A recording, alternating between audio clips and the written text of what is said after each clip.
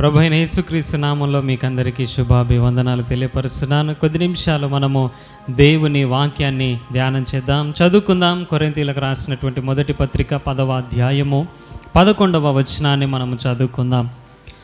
ఈ సంగతులు దృష్టాంతములుగా వారికి సంభవించి యుగాంతమందున్న మనకు బుద్ధి కలుగుటకై వ్రాయబడెను. దేవుని బిడ్డలారా, మనము ఏ కాలంలో ఉన్నాం అనంటే దేవుని వాక్యం స్పష్టంగా తెలియపరుస్తుంది. యుగాంతం అందున్నాం, యుగానికి అంతములో ఉన్నాం. దేవుని రాకడకు అతి సమీపమైనటువంటి దినాల్లో మనం ఉన్నాం. మరి చిన్నప్పటి నుంచి ఈ మాట వింటున్నాను లేండి, దేవుడు వస్తాడు వస్తాడు వస్తాడు అంటున్నాడు, కానీ వస్తలేడు అని అనుకోవడానికి వీలు లేదు. ఎందుకు అనంటే దేవుని రాకడకు ఏ సూచనలు జరుగుతాయని యేసుక్రీస్తు ప్రభువారు ముందుగా తెలియపరిచాడో అవన్నీ కూడా దాదాపు చాలా విషయాలు జరుగుతున్నట్లుగా మనము చూస్తూ ఉన్నాం. కొన్ని జరిగినాయి, కొన్ని జరుగుతున్నాయి, జరగబోయేటివి కూడా కొన్ని ఉన్నాయి. అయితే మనము ఈ యుగాంతములో ఉన్నాం, యుగానికి అంతములో ఉన్నాం. అయితే దేవుడు అంటున్నాడు, మనకు బుద్ధి కలగటానికి కొన్ని విషయాలను బైబిల్ గ్రంథంలో రాయించాడట. ఒకవేళ మనకు బుద్ధి లేకపోతే జరిగేటటువంటి విషయం ఏందనంటే 10 మంది కన్యకల గురించి చెప్పినటువంటి ఆ ఉపమానం మనకందరికీ తెలుసు. బుద్ధి కలిగినటువంటి వారు 5, బుద్ధి లేనటువంటి వారు 5. బుద్ధి కలిగినటువంటి వారు పెళ్లి కుమారుడు వచ్చినప్పుడు తనతో పాటు ఎత్తబడ్డారు. బుద్ధి లేనటువంటి వారు విడువబడినట్లుగా మనం చూస్తున్నాం. అయితే ఈ అంత్య దినాలలో ఉన్నటువంటి మనము బుద్ధి లేనటువంటి వారముగా, విడువబడేటటువంటి వారముగా ఉండటము దేవునికి ఇష్టము లేదు. కాబట్టి మనము బుద్ధి కలిగి దేవుని రాకడలో ఆయనతో పాటు ఎత్తబడటానికి, బుద్ధి కలగటానికి కొన్ని విషయాలను ఇక్కడ మనకు పరిశుద్ధాత్మ దేవుడు తెలియపరుస్తున్నాడు. ఏ విషయాలను తెలియపరుస్తున్నాడు అనంటే, ఇశ్రాయేలు ప్రజలకు కొన్ని అనుభవాలు జరిగినాయి. ఆ అనుభవాలు వారిని ఏ విధంగా నడిపించినాయి అనేటటువంటి విషయాన్ని ఎత్తి చూపిస్తూ ఉన్నాడు. ఒకవేళ ఆ ఇశ్రాయేలు ప్రజలు చేసినటువంటి తప్పులు గనక మనము చేసినట్లయితే మనము కూడా ఈ అరణ్యములో, ఈ యొక్క యాత్రలో మనము నశించిపోతాము, పరమకానాను చేరలేము అని ఇక్కడ పరిశుద్ధాత్మ దేవుడు తేటగా మనతో మాట్లాడుతున్నాడు. అసలు ఇశ్రాయేలు ప్రజలు ఎంత అద్భుతంగా దేవుని చేత పోషింపబడ్డారో, ఎంత అద్భుతంగా దేవుని చేత నడిపింపబడ్డారో మనం చూసినట్లయితే చాలా ఆశ్చర్యం అనిపిస్తుంది. ఆకాశంలో నుండి మన్నాను దేవుడు కురిపించాడు, బండలో నుంచి నీళ్ళిచ్చినట్లుగా మనం చూస్తూ ఉన్నాం. వారికి మాంసం కావాలన్నప్పుడు మాంసం ఇచ్చాడు. ఏ అక్కరత ఉన్నదో, ఏ అవసరత ఉన్నదో అన్నీ కూడా తీరుస్తూ వచ్చాడు. ఆ ఐగుప్తులో, ఆ బానిసత్వంలో వారు మూలిగినటువంటి ఆ మూలుగులను కూడా దేవుడు విన్నాడట. దేవునికి అవిధేయులైనటువంటి వారే, దేవుని తిరస్కరించినటువంటి వారే, దేవుని మీద సనిగినటువంటి వారే, దేవునికి విరోధంగా బ్రతికినటువంటి వారే అయినప్పటికీ కూడా ఆ బానిసత్వములో మూలిగినటువంటి ఆ మూలుగులను దేవుడు విని వారిని విడిపించడానికి మోషే భక్తుణ్ణి దేవుడు ఏర్పాటు చేసుకున్నాడు. దేవుని బిడ్డలారా, మోషే భక్తుని దేవుడు ఏర్పాటు చేసుకొని వారి విమోచన కొరకు అక్కడికి పంపించినప్పుడు ఆ 10 అద్భుతాలు ఐగుప్తులో చేసి వారిని అద్భుతంగా బయటికి తీసుకొని వచ్చినాడు. అరణ్య మార్గంలో పోషిస్తూ వచ్చాడు. తాను చేరేంత వరకు కూడా వారికి పగలు మేఘస్తంభమై, రాత్రి అగ్నిస్తంభమై వారిని నడిపించిన మంచి దేవుడు, గొప్ప దేవుడుగా మన దేవుడు ఉన్నాడు. అయితే దేవుని వాక్యం ఏమని సెలవిస్తుంది అనంటే, మనం చదువుకున్నటువంటి 10వ అధ్యాయం 5వ వచనంలో మనం చూసినట్లయితే, అయితే వారిలో ఎక్కువ మంది దేవునికి ఇష్టలుగా ఉండకపోయిరు గనుక అరణ్యములో సంహరింపబడిరి. ఎక్కువ మంది దేవునికి ఇష్టలుగా లేకపోయినారట. ఎక్కువ మంది అని చెప్పేదానికి బదులుగా 1-2 తప్పించి మిగతా వాళ్ళందరూ అని చెప్పొచ్చు. ఇశ్రాయేలు ప్రజలు 6 లక్షల మంది కాల్బలం అని దేవుని వాక్యం సెలవిస్తుంది. మనం అంచనా వేసినట్లయితే దాదాపుగా 20 లక్షల మంది ఆ ఐగుప్తు బానిసత్వంలో నుంచి బయటికి వచ్చినట్లుగా మనం చూస్తూ ఉన్నాం కదా. 20 లక్షల మంది ఆ ఐగుప్తులో నుండి బయటికి వస్తే 2 మాత్రమే కానాను చేరుకున్నారు. ఆ 20 లక్షల మంది ఎలాంటి వారు అని మనం ఆలోచన చేసినట్లయితే ఇక్కడ వాక్యం సెలవిస్తుంది, దేవునికి ఇష్టలుగా ఉండనటువంటి వారు. వీళ్ళు ఎవరు అనంటే వీరు దేవుని ప్రజలు కాదా?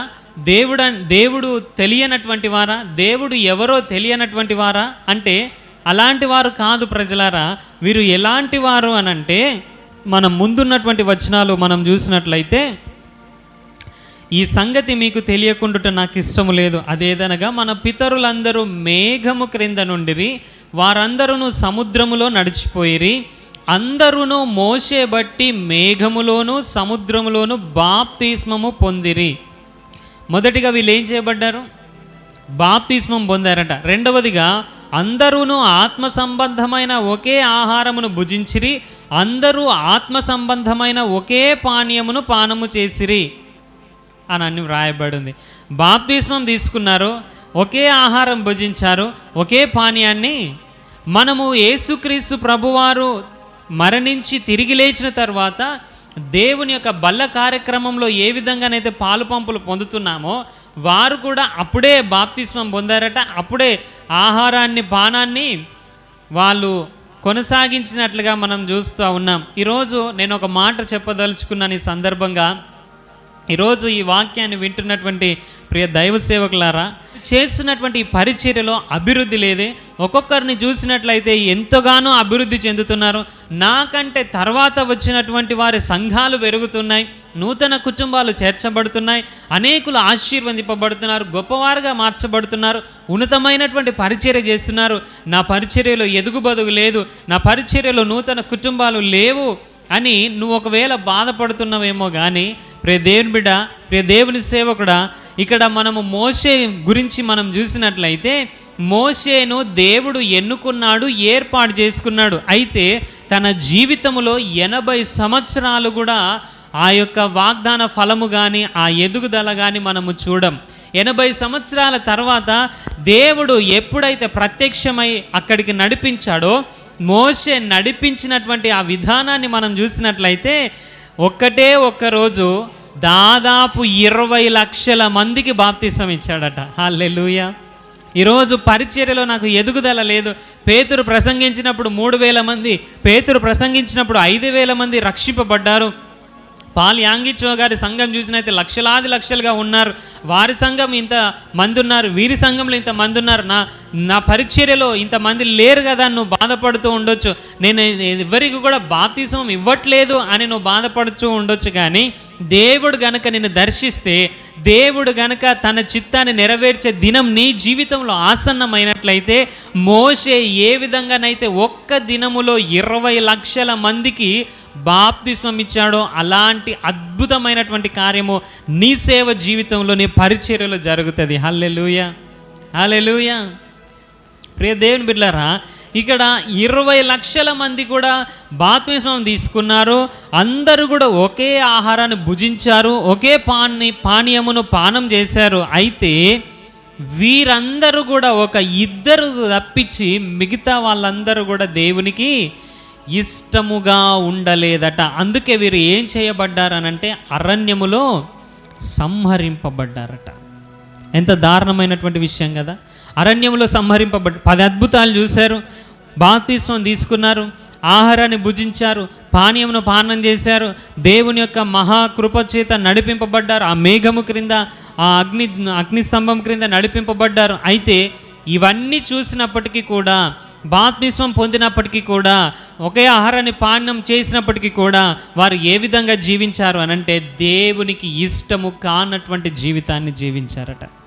అసలు ఏ రకమైనటువంటి జీవితం వీరిది అనంటే ఒక 5 లక్షణాలు ఇక్కడ మనము చదివినటువంటి లేఖన భాగంలో రాయబడి ఉన్నాయి. వారు ఆశించిన ప్రకారము మనము చెడ్డ వాటిని ఆశించకుండాన్నట్లు ఈ సంగతులు మనకు దృష్టాంతములుగా ఉన్నవని వ్రాయిస్తూ ఆయన ఏమంటున్నాడనంటే, జనులు తినుటకును త్రాగుటకును కూర్చుండి ఆడుటకు లేచిరట. ఇది మొదటి తప్పు, మొదటి కారణం. వారు అరణ్యములో సంహరింపబడటానికి వీరు ఏం చేస్తున్నారట? తినటానికి త్రాగటానికేమో కూర్చుంటున్నారట, ఆడటానికి లేస్తున్నారట. వీరిని దేవుడు ఎంతో అద్భుతమైనటువంటి రీతిలో నడిపిస్తూ ఉన్నప్పుడు వీరు దేవుణ్ణి మరచిపోయి ఏం చేస్తున్నారు అని అంటే, నా ప్రాణమా తిను తాగు సుఖించు అని ఎంజాయ్ చేస్తున్నారట. తింటున్నారు, త్రాగుతున్నారు, ఎంజాయ్, ఆటపాటలతో ఎంజాయ్ చేస్తున్నారు. దేవునికి ఇవ్వాల్సినటువంటి ఘనత, దేవునికి రావాల్సినటువంటి మహిమ, దేవునికి ఆపాదించాల్సినటువంటి ఆ ఘనతను వీరు ఆపాదించకుండా వీరు ఇష్టానుసారంగా తింటూ త్రాగుతూ ఎంజాయ్ చేస్తున్నారు. మనం తిండిబోతులమై ఉండొద్దని దేవుని వాక్యం సెలవిస్తుంది, త్రాగుబోతులంగా ఉండొద్దని దేవుని వాక్యం సెలవిస్తుంది. ఒకవేళ నువ్వు తిండిపోతూ అయితే నీ గొంతు కత్తి కట్టుకోమని దేవుని వాక్యం సెలవిస్తుంది. ఎందుకు అనంటే, బాగా తిన్న తర్వాత మనం ఏం చేస్తాం? దేవుణ్ణి మరచి నిద్రిస్తాం. మనము తిని త్రాగి ఎంజాయ్ చేస్తే ఆ మత్తులో ఉన్నప్పుడు దేవుణ్ణి స్తుతించగలమా? దేవుణ్ణి స్తుతించగలమా? దేవుణ్ణి స్తుతించలేము. అన్నీ మర్చిపోతాం. మన రక్షకుడు ఎవరో మర్చిపోతాం, మనల్ని విమోచించినటువంటి విమోచకుడు ఎవరో మర్చిపోతాం. కాబట్టి దేవుణ్ణి మరిచే విధంగా ఏదైతే మన జీవితంలో ఉందో అది మనము చెయ్యకుండా ఉండాలి. తింటూ త్రాగుతూ ఆడటానికి లేస్తూ ఎంజాయ్ చేస్తున్నారుగా, దేవుణ్ణి మరచిపోయి. దేవుని బిడ్డలారా, ఈ దినం మన జీవితంలో కూడా దేవుని మరిచినటువంటి స్థితులు ఎన్నున్నాయో ఒకసారి ఆలోచన చేయాలి. అనారోగ్య పరిస్థితులలో, కష్టంలో ఉన్నప్పుడేమో మూలిగిలీడినారు. ఆ ఐగుప్తు బానిసత్వంలో ఉన్నప్పుడేమో తినటం లేదు, త్రాగటం లేదు, మూలుగుతున్నారు. దేవుడు విడిపించి అద్భుతంగా పోషిస్తూ నడిపిస్తున్నప్పుడు తాగి తిని ఎంజాయ్ చేస్తున్నారు. మన జీవితంలో కూడా అనారోగ్యంతో ఉన్నప్పుడు కదా, మనము అసలు ఏ దిక్కుతోచనటువంటి పరిస్థితిలో ఉన్నప్పుడు, ఇరుకులో ఇబ్బందులో ఉన్నప్పుడు దేవా దేవా దేవా అని మూలుగులిడతాం. అన్నీ బాగా అయిపోయిన తర్వాత మన పనులలో దేవుణ్ణి మరచి కనీసం మందిరానికి కూడా రాకుండా మన పనులలో మనం బిజీ అయిపోతాం కదా. ఏమయ్యా మందిరానికి రాలేదనంటే, పనులేవా సార్? మరి అనారోగ్యంతో ఉన్నప్పుడు, నువ్వు దీనస్థితిలో ఉన్నప్పుడు అప్పుడు రాలేదా? దేవుని బిడ్డలారా, మనము దేవుని చేత మేలు పొందిన తర్వాత, మన పరిస్థితులు బాగైపోయిన తర్వాత మనము తిని త్రాగి ఎంజాయ్ చేస్తూ దేవుణ్ణి మరిచే స్థితిలోనికి రావద్దు. అది చాలా దారుణమైనటువంటి పరిస్థితి, కృతజ్ఞత లేనటువంటి జీవితం. అనారోగ్యంలో ఉన్నప్పుడేమో మందిరానికి ఏ టైం కంటే ఆ టైంకి వస్తాం, ఎక్కడ ఆరాధన జరిగితే అక్కడ కూర్చుంటాం. అప్పుడు పనులు గుర్తుకు రావా? మరి దేవుని బిడ్డలారా, మనము దేవుణ్ణి మరిచే స్థితిలో ఏది కూడా మన జీవితంలో ఉండదు. దేవుణ్ణి మరిచి తింటూ త్రాగుతూ ఎంజాయ్ చేస్తున్నారు కాబట్టి అరణ్యంలో ఏం చేయబడ్డారు? సంహరింపబడ్డారు. ఇది మొదటి కారణం. రెండవదిగా మనం చూసినట్లయితే 7వ వచనము, వారిలో కొందరి వలె మీరు విగ్రహారాధకులై ఉండకుడి. ఏం చేస్తున్నారట? వీరు విగ్రహారాధన చేస్తూ ఉన్నారట. వీరిని ఆ ఐగుప్తు బానిసత్వంలో నుంచి విడిపించినటువంటి వాడు దేవుడు. అయితే వీరు దేవుణ్ణి మరచి ఏం చేస్తున్నారనంటే, ఒక విగ్రహాన్ని చేసుకొని, ఒక దూడని చేసుకొని, ఇగో ఇదే మా దేవుడు, ఇగో ఇదే మమ్మల్ని విడిపించింది, ఇగో దీనికే మేము స్తుతులు చెల్లిస్తామని ఆడుతున్నారు, ఎంజాయ్ చేసినారు ఆ దూడ ముంగట. ఎంత దారుణమైనటువంటి పరిస్థితి కదా. విడిపించినటువంటి వాడు, నడిపించినటువంటి వాడు దేవుడైతే దేవుని మరచి విగ్రహారాధన చేస్తున్నారు. వారి చేతులతో చేసుకున్నటువంటి ఒక బొమ్మను పూజిస్తూ ఉన్నారు. ఇదే మా దేవుడని. మోషే ఏమైపోయిండో, దేవుడు ఏమైపోయిండో? అప్పుడేమో అక్కడ బానిసత్వంలో ఉన్నప్పుడు దేవా దేవా అని మూలిగినారు. మరి అప్పుడే ఒక దూడని చేసుకొని విడిపించని మూలుగుతూ అయిపోవు కదా. అప్పుడేమో దేవునికి మొరపెట్టారు. ఇప్పుడు సుఖం దొరికిన తర్వాత ఏం చేస్తున్నారు? విగ్రహారాధన. దేవుని బిడ్డలారా, ఈరోజు మనము బొమ్మలకు మొక్కపోవచ్చు, కానీ దేవుని కంటే ఎక్కువగా దేంటో మనం టైం స్పెండ్ చేస్తున్నాం. ఏది విగ్రహంగా మన జీవితంలో ఉన్నది, ఏది దేవుని కంటే ఎక్కువగా మన సమయాన్ని దొంగిలిస్తున్నది? ఒకసారి మనల్ని మనం ఆలోచన చేసుకోవాలి, మనల్ని మనం పరీక్షించుకోవాలి. దేవుడేమో నిన్ను విడిపించాడు, దేవుడేమో నిన్ను సంరక్షించాడు, దేవుడేమో నిన్ను కాపాడి ఇప్పటి వరకు నడిపిస్తే, నువ్వు దేవుణ్ణి మర్చిపోయి నీ జీవితంలో ఏది విగ్రహంగా నీ జీవితంలో ఉన్నదో ఒకసారి ఆలోచన చేయాలి. విగ్రహారాధన దేవునికి అయిష్టమైనటువంటి కార్యం. అందుకే మొట్టమొదటి ఆజ్ఞ ఏం చెప్పాడు చెప్పండి? నీ దేవుడైన యెహోవాను మాత్రమే సేవించాలి, విగ్రహాల జోలికి వెళ్ళొద్దని అన్నాడు. విగ్రహారాధన దేవునికి ఇష్టము లేనటువంటి కార్యం. దేవుని వాక్యం సెలవిస్తుంది, యెహోవాను విడిచి వేరొకరిని అనుసరించే వారికి శ్రమలు విస్తరిస్తాయట. ఈరోజు మనము ఆశీర్వాదం పొందటానికే దేవుడు మనల్ని పిలుచుకున్నాడు. ఆశీర్వాదానికి వారసులు అవటానికే దేవుడు మనల్ని పిలుచుకున్నాడు, కానీ శ్రమల పాలు కావటానికి కాదు. క్రీస్తులో శ్రమ పడటం వేరు, లోకానుసారంగా శ్రమ పడటము వేరు. ప్రదేని బిడ్డలారా, మన ఆశీర్వాదానికి వారసులు కావాలి అని అంటే మనము పిలిచిన పిలుపులో నమ్మకస్తులమై ఉండాలి. మన దేవుణ్ణి ఎరిగినటువంటి వారమై ఆయనలో స్థిరముగా ఉండాలి. మనం ఏమాత్రం కూడా విగ్రహారాధన జోలికి వెళ్ళకూడదు. దేవుని కంటే ఎక్కువగా దేన్ని ప్రేమించకూడదు. దేవుని విడిచి ఇంకా దేన్ని ఆశ్రయించకూడదు. అది ఏదైనా, డబ్బైనా, బంధువర్గమైనా, ఇంకా ఏదైనప్పటికీ సరే దేన్ని కూడా మనము ప్రేమించటానికి, దానితో సమయం గడపటానికి వీలు లేదు. మూడవదిగా మనము చూసినట్లయితే 8వ వచనము, మరియు వారి వలె మనము వ్యభిచరింపకయుందుము అని వ్రాయబడింది. దేవునికి ఇష్టము లేనటువంటి కార్యములలో మరొకటి ఏంటిది? వ్యభిచారము. దేవునికి ఇష్టము లేనటువంటి కార్యం. ఇశ్రాయేలు ప్రజలు అక్కడ బానిసత్వంలో నుంచి బయటకు వచ్చిన తర్వాత వీళ్ళు ఏం చేస్తున్నారు అని అంటే, తింటూ త్రాగుతూ ఎంజాయ్ చేస్తూ విగ్రహారాధన చేస్తూ మరొక కార్యాన్ని ఏం చేస్తున్నారంటే, తమకి ఇష్టం వచ్చినటువంటి వారిని తీసుకొచ్చి వారితో వ్యభిచారం చేస్తూ ఉన్నారు. చాలా భయంకరమైనటువంటి పాపం చేస్తూ ఉన్నారు. అలా వారు వ్యభిచారం చేస్తూ ఉన్నప్పుడు దేవుని కోపము వారి మీదికి వచ్చి ఏం చేసిందని అంటే, వారిలో కొందరు వ్యభిచరించుచున్నందున ఒక్క దినముననే 23,000 మంది కూలారట. ఒకవేళ మన బంధువర్గంలో ఒక్కరిని కోల్పోతే బంధువులందరం కూడా కలిసి ఎంత దుఃఖిస్తాం కదా. అలాంటిది ఈ ఇశ్రాయేలు సమాజంలో ఎంతమంది కూలారట? 23,000 మంది ఒక్కటే రోజు నశించిపోయారట. ఎందుకో తెలుసా? వ్యభిచారం చేస్తున్నందుకు. ఎంత దుఃఖం ఉంటుంది చెప్పండి, ఎంత బాధ. దేవుని బిడ్డలారా, దేవునికి ఇష్టముగా లేకపోతే, దేవునికి ఇష్టము లేనటువంటి కార్యాలు కనుక మనం చేసినట్లయితే దేవుని కోపానికి, ఉగ్రతకు పాత్రలమవుతాం. దేవుడు దీర్ఘశాంతం కలిగిన వాడు కదండి, దేవుడు ప్రేమామయుడు కదండి. దేవుడు సిలువలో ఏమన్నాడు? అపరాధం చేసేవారిని కూడా క్షమించాడు కదా. ఇట్లా కోపం చేస్తాడా? దేవుని వాక్యం అదే సెలవిస్తుంది. ఎన్నిసార్లు గద్దించినా తిరగనటువంటి వాడు మరీ తిరుగు లేకుండా హఠాత్తుగా మరణిస్తాడనే వాక్యం తెలియదా?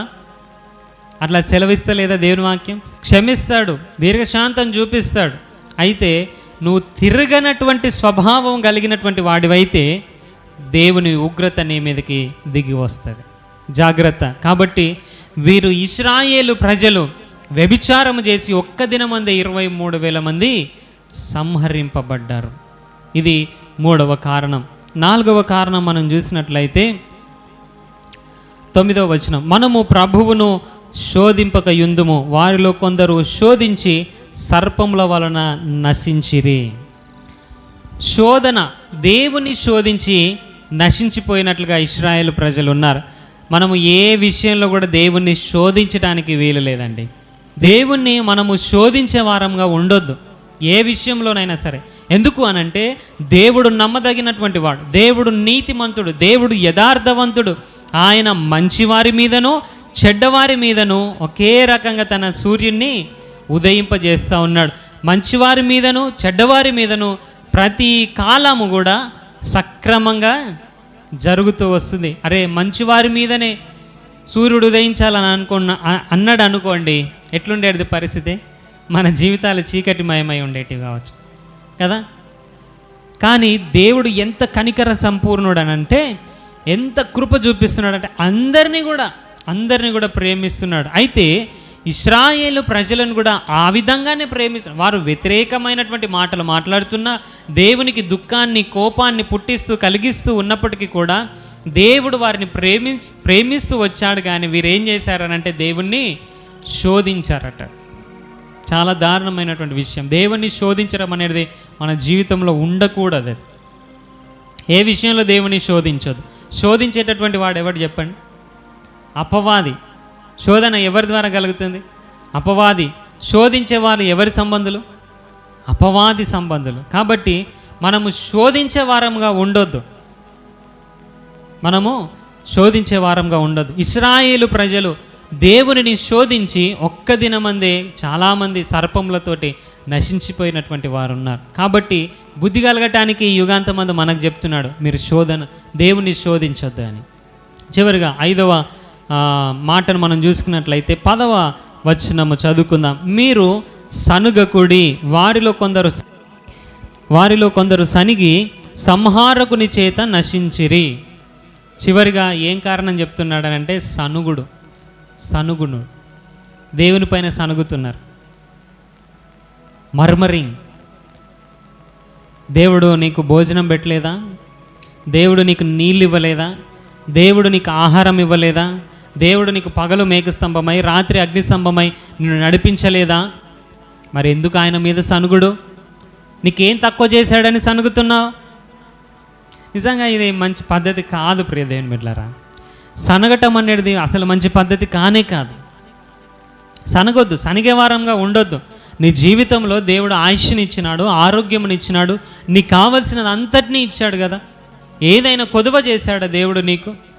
ఇంకా ఏ కొదువు ఉన్నదని దేవుని మీద సనగటం? ప్రస్తుతం కలుగుతున్నటువంటి కొన్ని ఆ యొక్క ఇబ్బందులు, ఇరుకులు ఇక్కడ మనం కింది వచనంలో కూడా అద్భుతమైనటువంటి అధ్యాయం ఇది, అద్భుతమైనటువంటి అధ్యాయం. కింది వచనంలో కూడా సాధారణంగా మనుషులకు కలుగు శోధన తప్ప మరి ఇంకేది లేదు. దేవుడు నమ్మదగిన వాడు, సహింపగలిగినంత కంటే ఎక్కువ శోధన ఇవ్వడు. కాబట్టి ఆ శోధన కాలంలో మనము దేవుని మీద సనుగొద్దు. కొంచెం శోధన కలుగుతుంది కదని సనుగొద్దు. నేను యోబు గ్రంథం చదువుతూ ఉన్నాను. మొన్నటి దినము నన్ను ఒక మాట చాలా గట్టిగా తగిలింది. మరణమగు వరకు నేను యథార్థతను విడువను, నీతిని విడువను అని అంటున్నాడు. ఎప్పుడు కూడా తనకు కలిగినటువంటి శ్రమను బట్టి, ఇరుకును బట్టి యోబు సనిగినట్టుగా లేదు. దేవుని మీద సనిగినట్టుగా, గొనిగినట్టుగా ఇక్కడ మనం చూడం. దేవుని బిడ్డలారా, ఇక్కడ సాధారణంగా మనుషులకు కలిగే శోధన తప్ప ఇంకేం లేదు. ఈ శోధనకే దేవుని మీద సనగటానికి వీల్లేదు. ఇశ్రాయేలు ప్రజలను దేవుడు ఆ మూలుగులు ఇడేటటువంటి ఆ పరిస్థితి నుంచి, ఆ బానిసత్వం నుంచి విడిపించి బయటికి తీసుకొస్తే సనుగుతున్నారట దేవుని మీద, గొనుగుతున్నారట నువ్వేం చేసినవని. 10 అద్భుతాలు చేసిండు నీ కొరకు ఐగుప్తుని క్రయధనంగా ఇచ్చిండు, నీ కొరకు ఎర్ర సముద్రాన్ని పాయలు చేసిండు, నీ కొరకు ఆకాశం నుంచి మన్నాను కురిపించిండు. ఏదైనా తోటలో అద్భుతమైనటువంటి పోషణ ఉన్నది ఆదాముకి.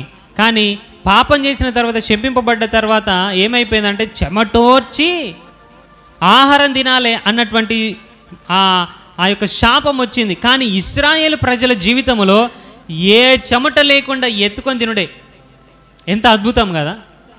శ్రమ పడకుండా, కష్టం చేయకుండా, కనీసం కొనుక్కోకుండా దేవుడే ఆకాశం నుండి ఆహారం పంపిస్తే, పూరేళ్ళనిస్తే తింటూ త్రాగుతూ ఎంజాయ్ చేస్తున్నారు. అయినా కూడా దేవుని మీద ఏం చేస్తున్నారు? సనుగుతూ ఉన్నారు. ప్రియ దేవుని బిడ్డలారా, ఇది ఎంత మాత్రం కూడా క్రైస్తవుని జీవితానికి, క్రైస్తవు యొక్క అంతస్తుకు ఏమాత్రం కూడా మంచిది కాదు. ఇది సనగటం అనేది క్రైస్తవ జీవితానికి తగినటువంటిది కాదు. ప్రియ దేవుని బిడ్డలారా, వారిలో అనేక మంది సనిగి సంహారకుని చేత ఏం చేయబడ్డారు? సంహరింపబడ్డారు. ఈ దినాలలో మనం కూడా దేవుని చేత అనేక మేళ్లను పొందుకుంటున్నాం. మనం కూడా సనిగే వారంగా ఉన్నామా? బుద్ధి కలగటకై ఈ వాటలు రాస్తూ ఉన్నాడు దేవుడు. ఇశ్రాయేలు ప్రజలు అన్య జనాంగంలో నుండి రక్షింపబడినటువంటి వారు కాదు, బాప్తిసం పొందినటువంటి వారు కాదు. వాళ్ళు కూడా బాప్తిసం పొందినటువంటి వారే, వారు కూడా ఆహారాన్ని పానాన్ని చేసినటువంటి వారే. ఈరోజు మనము కూడా బాప్తిసం పొందినటువంటి వారమే, దేవుని బలలో చేయి వేస్తున్నటువంటి వారమే. ప్రతి ఆదివారం తప్పక ఎంత క్రమముగా, మర్యాదగా బలలో పాలు పంపులు పొందుతామో కదా. ఎంత భయం ఉంటుంది కదా బలలో పాలు పంపులు పొందేటప్పుడు. మనకు కొన్ని సంఘాలలో చూసినట్లయితే చాలా భయభక్తి ఉంటుంది. మోకరించి మరీ తీసుకుంటారు బలలో. మరి మోకరించి అంత విధేయతతో బల్లలో పాలు పంపులు పొందినప్పుడు మరి నీ జీవితం విషయంలో ఎందుకంత కేర్ లేదు నీకు? బల్లలో అంత శ్రద్ధాభక్తులతో పాలు పంపులు పొందుతున్నప్పుడు ఇది దేవుని శరీరం అండి, ఇది యేసయ్య రక్తం అండి అని నువ్వు పానం చేస్తున్నప్పుడు ఆ శరీరము, ఆ రక్తము నీలోనికి పోయినప్పుడు నీవు క్రీస్తు శరీరములో ఒక అవయవముగా మార్చబడి పవిత్రంగా ఉండటానికి కదా నిన్ను పిలిచింది. మరి దేవునికి ఇష్టము లేని జీవితాన్ని నువ్వు ఎందుకు జీవిస్తున్నావు? వారు ఇశ్రాయేలు ఆశించినట్లు చెడ్డదానిని ఎందుకు ఆశిస్తున్నావు? వారు తిని త్రాగి ఎంజాయ్ చేసినట్లు నీవెందుకు ఎంజాయ్ చేస్తున్నావు? వారు విగ్రహారాధన చేస్తున్నట్లు నీవెందుకు చేస్తూ ఉన్నావు? వారు వ్యభిచరించినట్లు నువ్వెందుకు వ్యభిచరిస్తున్నావు? వారు సనిగినట్లు నువ్వెందుకు సనుగుతున్నావు? వారు దేవుని శోధించినట్లు నువ్వెందుకు శోధిస్తున్నావు? దేవునికి ఇష్టము లేని చెడ్డ కార్యాలను ఎందుకు చేస్తూ ఉన్నావు? దేవుని వాక్యం సెలవిస్తుంది, యుగాంతమందున్న మనకు బుద్ధి కలగటానికే ఈ విషయాలు రాయబడ్డాయి. వాళ్ళ పరువును బజారు పాలు చేయడానికి రాయలేదు దేవుడు, మనకు బుద్ధి కలగటానికి రాశాడు. ఇవి చదివి కూడా మనం బుద్ధి తెచ్చుకోకపోతే ఎన్నిసార్లు గద్దించినా విననటువంటి వాడు ఏమైపోతాడు?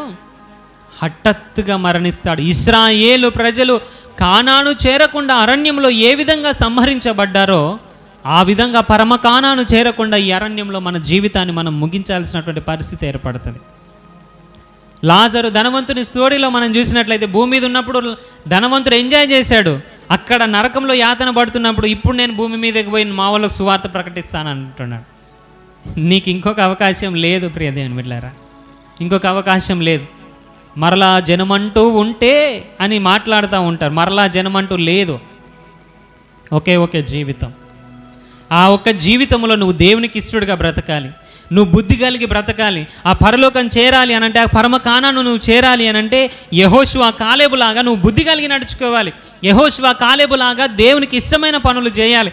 యెహోషువ కాలేబులాగా ఆ కానానులోనికి నువ్వు చేరాలి అనంటే దేవునికి ఇష్టమైనటువంటి జీవితాన్ని నువ్వు జీవించాలి.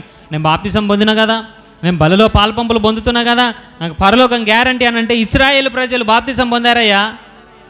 ఇశ్రాయేలు ప్రజలు ఆహారం భుజించారు, ఒకే పానీయమును పానం చేశారు, ఒకే ఆహారాన్ని భుజించారు, అయినా అరణ్యములో రాలిపోయినారు.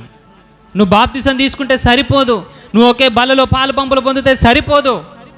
నీ జీవితం దేవునికి ఇష్టమైనటువంటిదిగా ఉండాలి, నీ బ్రతుకు దేవునికి ఇష్టమైనటువంటిదిగా ఉండాలి. అప్పుడే యెహోషువ కాలేబులాగా ఆ పరమ కానానులో మనం చేరుతాం. అంతేకాదు